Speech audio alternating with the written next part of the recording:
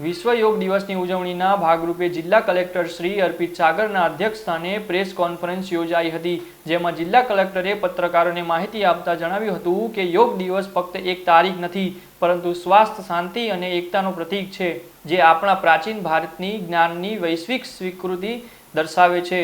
તેમજ જિલ્લા કક્ષાનો કાર્યક્રમ લુણાવાડા પોલીસ પરેડ ગ્રાઉન્ડ ખાતે યોજવામાં આવશે.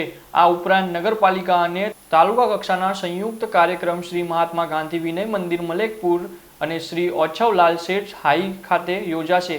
વધુમાં જણાવ્યું હતું કે જિલ્લાની તમામ શાળા, કોલેજ, સંસ્થાઓમાં, તમામ જેલ, પોલીસ સ્ટેશન અને આરોગ્ય કેન્દ્રોમાં યોગ દિવસની ઉજવણી કરવામાં આવશે. આપણે સભ્ય જાણીએ છીએ કે 21મી જૂન યોગ દિવસની ઉજવણી થવાની છે.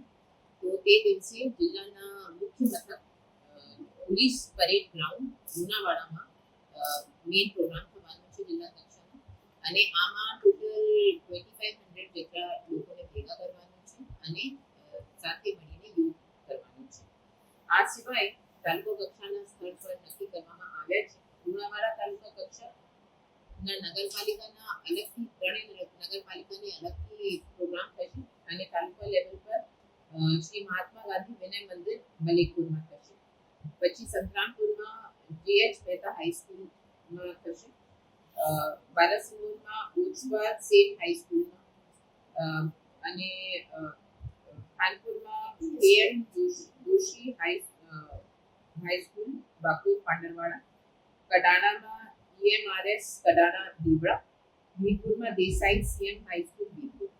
આ સિવાય બે આઇકોનિક પ્લેસ પર પણ ઉજવણી કરવાની છે. એક છે માનગઢ હિલ સંતરામપુર અને બીજો છે ડાયનોસોર પાર્ક રૈવલી. આમાં જેટલા તાલુકા કક્ષાનો પ્રોગ્રામ થવાનું છે, આમાં 500 જેટલા લોકોને ભેગા કરવાનું છે અને આઇકોનિક પ્લેસ પર 200 લોકોને ભેગા કરવાનું છે. આ સિવાય દરેક CHCમાં, PHCમાં, સિવિલ હોસ્પિટલમાં, દરેક સ્કૂલમાં અને ઇવન જેલમાં પ્રોગ્રામ થવાનું છે.